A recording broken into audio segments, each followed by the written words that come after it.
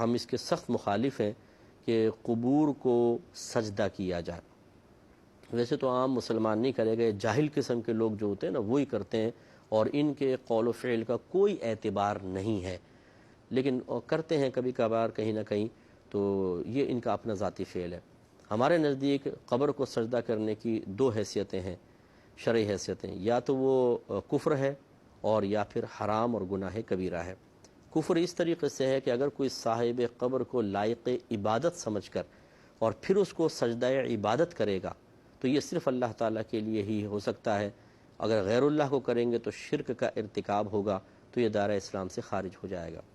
اور اگر اس کو لائق تعظیم سمجھ کر کرتا ہے، لائق عبادت نہیں، بس یہ کہ بھئی یہ تعظیم کے لائق ہے، اب سجدہ کیا، یہ سجدہ تعظیمی کہلاتا ہے، اور سجدہ تعظیمی غیر اللہ کو کرنا یہ اب ہماری شریعت میں حرام اور گناہ کبیرہ ہے۔ اس کا مطلب یہ ہوا کہ جب اس سجدے کی دو حیثیتیں بن سکتی ہیں کہ یا یہ کفر ہے یا حرام اور گناہ کبیرہ ہے، اور یہ دونوں موقوف ہیں نیت پر۔ اگر ایک آدمی آپ کے سامنے جھکا ہوا ہے، کس نیت سے جھکا ہوا ہے آپ کو مجھے نہیں پتا، اب اگر ہم اس سے پوچھیں میں تمہاری کیا نیت ہے اور وہ اپنی نیت کو ظاہر کرے کہ میں سجدہ عبادت کر رہا ہوں تو ہم یہ حکم لگائیں گے، اور اگر وہ کہے میں سجدہ تعظیمی کر رہا ہوں تو پھر یہ حکم لگائیں گے۔ تو معلوم ہوا کہ موقوف ہے سامنے والی کی نیت پر۔ اب یہ مطلب ایک ظلم عظیم ہے کہ کسی کی نیت معلوم کیے بغیر اپنی طرف سے ایک صورت کو متعین کر کے اور کسی کو کافر و مشرک قرار دینا، شریعت اس کو شدید ناپسند کرتی ہے۔ یہ غلط ہے، بالکل ایسا نہیں ہونا چاہیے۔ اگر کوئی ایسا کر بھی رہا ہے اسے پیار محبت سے منع کیا جائے، اور اگر آپ کوئی حکم جاری کرنا چاہتے ہیں کہ بھئی یہ کفر ہے یا حرام ہے یا گناہ کبیرہ ہے تو پھر اس کی نیت معلوم کریں گے، کیونکہ غیب کا علم اللہ تبارک و تعالیٰ کو ہی ہے یا اس کی عطا سے انبیاء علیہم السلام کو ہوتا ہے۔ اور یقینی سی بات ہے کہ نہ ہم دعوی دعوی خدا بندی کرتے ہیں اور نہ ہم دعوی نبوت کر سکتے ہیں، نہ ہم خدا ہیں نہ نبی ہیں، تو پھر ہمیں کیسے اطلاع ہو جائے گی؟ اور اب جب اطلاع نہیں ہے پوشیدہ امور پر تو بغیر اطلاع پائے کس طرح ہم جرأت کر سکتے ہیں کہ ایک آدمی اگر قبر کو سجدہ کرے تو فوراً ہم اس کو مشرک کہہ دیں؟ ایسا ہرگز نہیں کرنا چاہیے، یہ ظلم عظیم ہے۔ میں کبھی کبھی سمجھانے کے لیے عرض کرتا ہوں کہ فرض کر لیں کہ جمعے کی نماز ہو رہی ہے، نماز ختم ہوئی، ایک آدمی کھڑا ہو گیا اور وہ کہتا ہے کہ آپ سب جو ہیں وہ دائرہ اسلام سے خارج ہو گئے، سب تجدید ایمان کریں، تجدید نکاح کریں۔ اب لوگ کہتے ہیں بھائی وہ کیسے، ہم نے تو جمعے کی نماز پڑھی ہے، اور وہ کہتا ہے اس لیے کہ میں نے یہ دیکھا کہ امام صاحب سامنے والی دیوار کو سجدہ کر رہے تھے، اور جو پہلی صف تھی وہ امام کو سجدہ کر رہی تھی، دوسری صف پہلی صف کو، تیسری صف دوسری صف کو، اور چوتھی صف تیسری صف کو سجدہ کر رہی تھی، سب ایک دوسرے کے آگے جھکے ہوئے تھے، تو اس لیے یہ سب آپ دائرہ اسلام سے خارج ہو گئے۔ تو ہم جواب کیا دیں گے؟ وہ بظاہر تو ہم ایک دوسرے کے سامنے جھکے ہوئے تھے یا امام صاحب دیوار کے سامنے جھکے ہوئے تھے، لیکن ہماری نیت اللہ کو سجدہ کرنے کی تھی، اس دیوار کو معاذ اللہ کوئی معبود سمجھ کے اس کو سجدہ کرنے کی تو نہیں تھی۔ اس کا مطلب یہ ہوا کہ نیت اصل ہوئی نا۔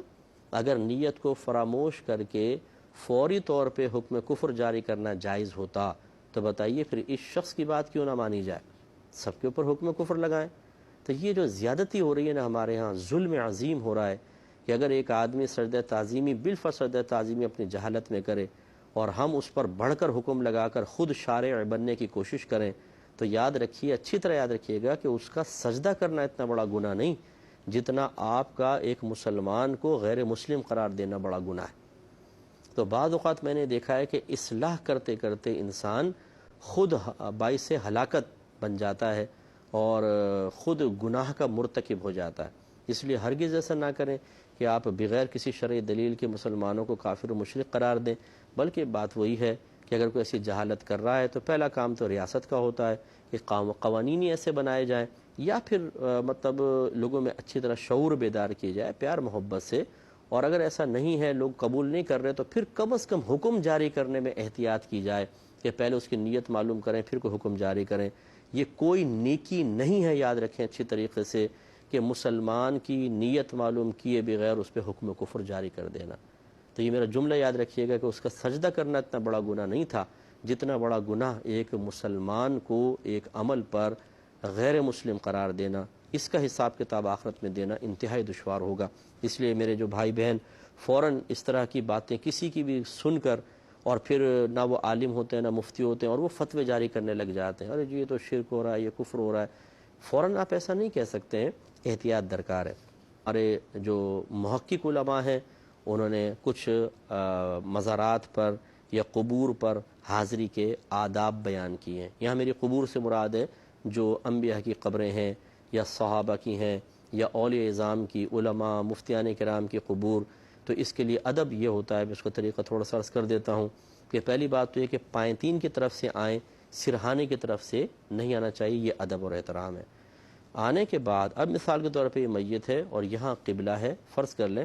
تو قبلے کی طرف پیٹھ کر کے کھڑا ہونا یہ مستحب ہوتا ہے، اور میت کی طرف رخ ہو،